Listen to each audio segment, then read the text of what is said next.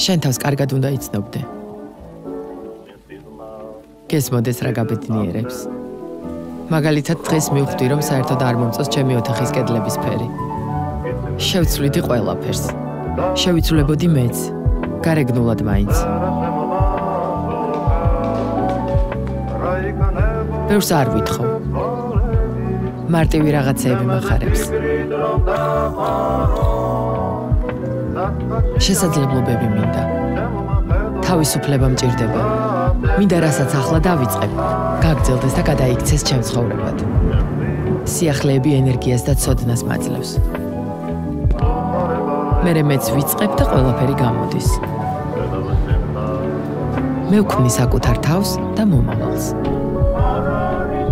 ეს მე ვარ დღეს და მერე ვნახოთ რა იქნება. განახლების დროა.